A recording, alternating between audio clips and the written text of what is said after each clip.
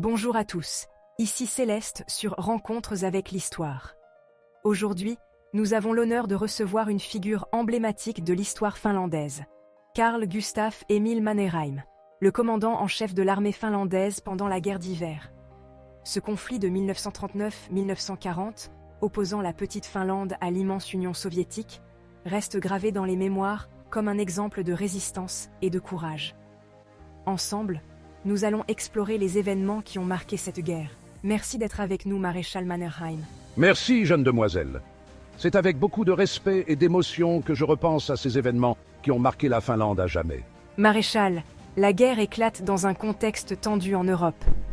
Pouvez-vous nous expliquer comment la Finlande a été prise dans l'engrenage de la guerre d'hiver? En effet, tout commence avec le pacte germano-soviétique signé en août 1939, le fameux pacte Molotov-Ribbentrop. Ce traité garantissait une non-agression entre l'Allemagne et l'Union soviétique. Mais ce qu'on ignorait à l'époque, c'était que ce pacte contenait des clauses secrètes divisant l'Europe de l'Est en zones d'influence. La Finlande se retrouvait sous le contrôle potentiel de l'Union soviétique. Vous parlez de l'influence soviétique. À quel moment les tensions sont-elles devenues évidentes? On peut dire que tout a vraiment commencé en septembre 1939.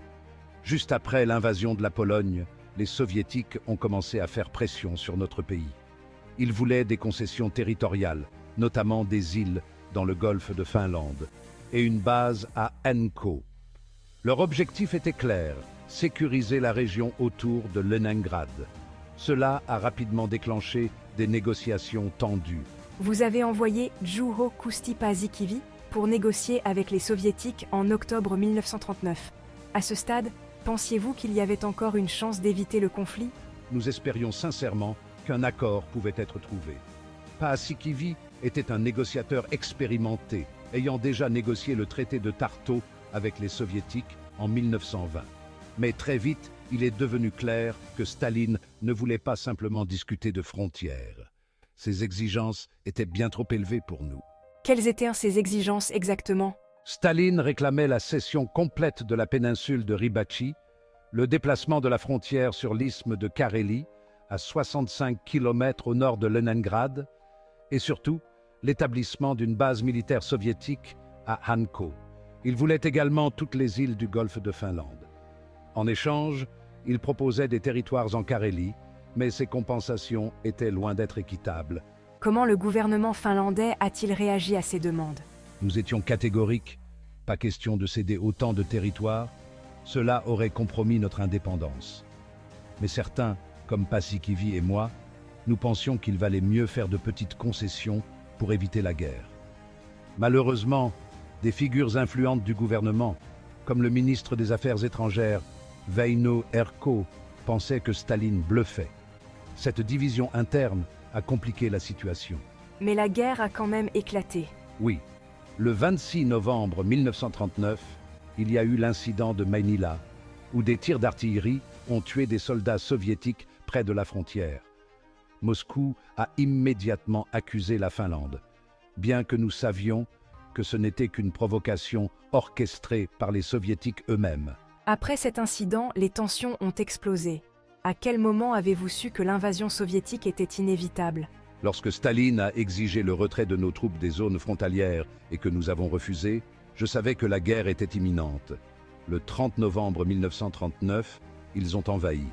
C'était un moment terrible, voir notre petite Finlande faire face à une puissance gigantesque.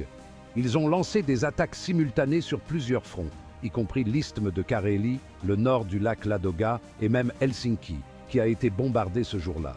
Les Soviétiques envahissent avec une force écrasante. Quels étaient les principaux défis que vous avez dû affronter en tant que commandant en chef? Le premier défi était l'écrasante supériorité numérique et matérielle de l'armée rouge. Ils avaient 45 divisions engagées contre nous, soit environ 1 300 000 hommes, 1500 chars et 3000 avions.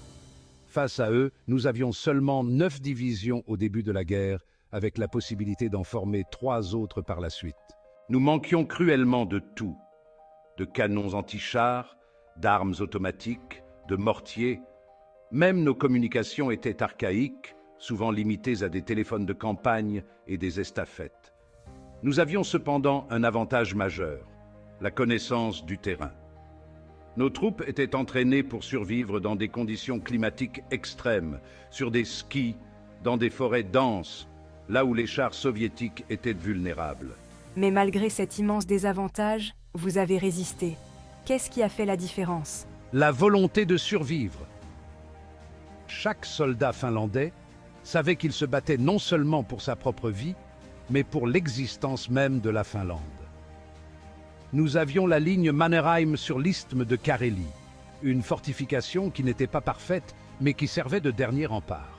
Nous utilisions des tactiques de guérilla, embuscade et surtout des armes improvisées comme les cocktails Molotov contre les chars.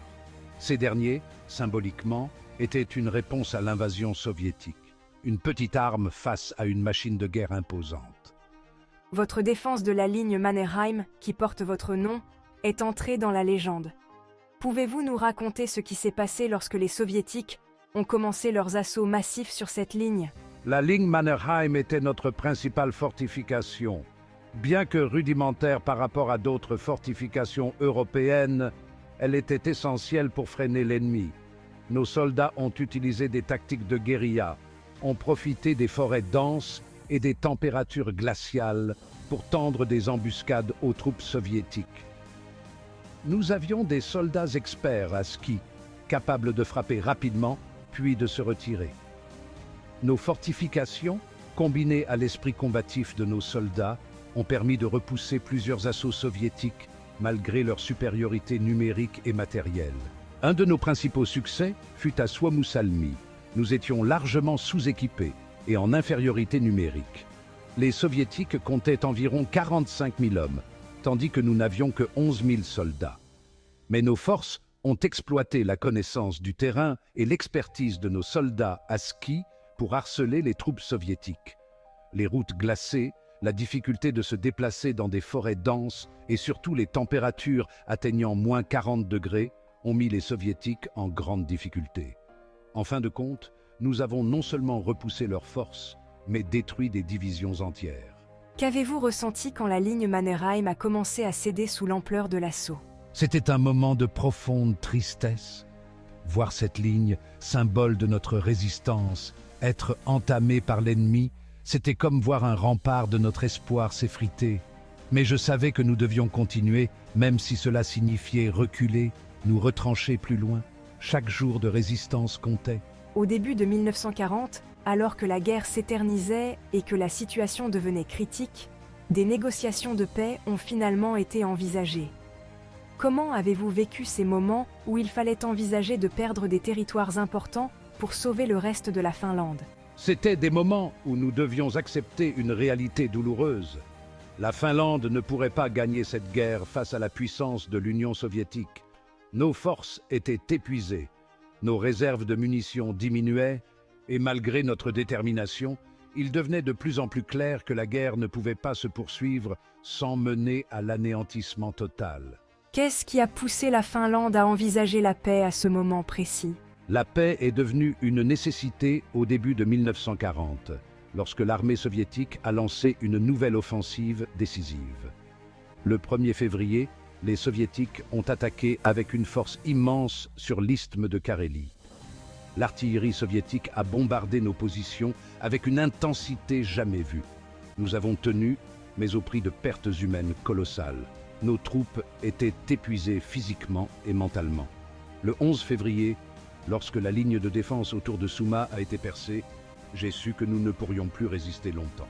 Comment avez-vous mené les pourparlers de paix alors que la Finlande continuait de perdre du terrain? Les négociations ont été relancées en février 1940.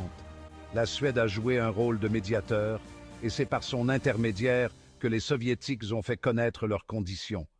La cession de l'isthme de Carélie, de Hanko pour une durée de 30 ans et de plusieurs autres territoires stratégiques était inévitable si nous voulions mettre fin aux hostilités. J'avais une lourde responsabilité. Il fallait faire comprendre au gouvernement que poursuivre la guerre ne mènerait qu'à la destruction totale de la Finlande. L'intervention des Alliés, que nous espérions, ne viendrait jamais à temps. Et même si elle venait, Elle risquait de provoquer un conflit bien plus vaste impliquant l'Allemagne et la Suède, ce que nous ne pouvions pas permettre. Quelle a été la réaction du gouvernement et du peuple face à ces conditions? Le gouvernement finlandais était déchiré. Certains, comme Paasikivi, étaient prêts à accepter les conditions soviétiques pour sauver ce qui restait de la Finlande. D'autres, plus idéalistes, espéraient encore une intervention miraculeuse des puissances occidentales.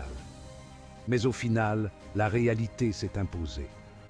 La décision de céder des territoires a été une amère pilule à avaler, mais elle était nécessaire pour préserver notre souveraineté. Le traité de Moscou a été signé le 12 mars 1940, mettant fin aux hostilités le lendemain matin. Avant la signature de la paix, comment s'est déroulée la dernière phase de l'offensive soviétique? Pouvez-vous nous décrire ces jours difficiles? Les dernières semaines de la guerre ont été d'une violence terrible. Les Soviétiques avaient regroupé leurs forces pour une offensive massive. Le 1er février 1940, l'artillerie soviétique a commencé à bombarder systématiquement nos positions sur l'isthme de Carélie. Nous savions que cette fois, ils ne s'arrêteraient pas tant qu'ils n'auraient pas percé. Et c'est ce qu'ils ont fait.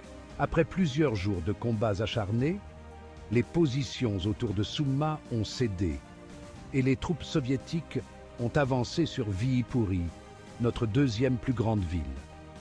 Le 13 mars, juste avant la fin des hostilités, ils étaient à nos portes. Ce jour-là, nous avons dû évacuer Viipuri et nous replier sur de nouvelles lignes de défense, mais à ce moment-là, la paix avait déjà été décidée. Que ressentiez-vous alors en voyant la guerre se terminer de cette manière? C'était un soulagement mélangé à une immense tristesse. Nous avions résisté avec tout ce que nous avions, mais au final, nous avons dû accepter de céder une partie de notre pays. Cependant, ce qui comptait le plus, c'était que la Finlande avait survécu. Nous n'avions pas été annexés, et nous avions préservé notre indépendance. Mais les pertes étaient lourdes, tant en vies humaines qu'en territoires perdus. Le prix à payer pour cette paix était immense. Après avoir traversé ces mois de guerre et de négociations, quel est le principal enseignement que vous tirez de la guerre d'hiver? La guerre d'hiver a montré au monde entier ce qu'un petit pays peut accomplir lorsqu'il est uni et déterminé à survivre. Nous avons prouvé que, même face à un ennemi bien plus grand et mieux équipé, l'esprit de résistance peut faire la différence. Mais cette guerre a aussi révélé les limites de la bravoure. Il y a des moments où il faut accepter de faire des concessions pour protéger l'essentiel, la vie de nos citoyens et la survie de notre nation. Quel message aimeriez-vous transmettre aux générations futures qui écoutent aujourd'hui cette histoire de courage et de sacrifice? Si je devais leur dire une chose, ce serait de ne jamais sous-estimer la force de leur détermination et de leur unité. Les guerres ne se gagnent pas uniquement avec des armes et des soldats. Elles se gagnent dans le cœur et l'esprit de ceux qui se battent pour quelque chose de plus grand qu'eux-mêmes. Mais je leur dirais aussi de toujours privilégier la paix. La guerre laisse des cicatrices qui ne disparaissent jamais. Maréchal Mannerheim, c'était un honneur de vous entendre partager ces souvenirs. Votre histoire, et celle de la Finlande, est un exemple pour le monde entier. Merci, mademoiselle. J'espère que cette histoire servira d'inspiration à ceux qui nous regardent aujourd'hui, que la Finlande et le monde n'aient jamais à traverser une telle épreuve à nouveau. Cher public, nous venons d'entendre un témoignage bouleversant et inspirant d'un des plus grands héros de l'histoire. La guerre d'hiver a prouvé que même les plus petites nations peuvent résister aux géants lorsqu'elles sont animées par le courage et la détermination. Merci d'avoir suivi cette interview exceptionnelle. N'oubliez pas de vous abonner pour d'autres moments uniques avec les grandes figures de l'histoire.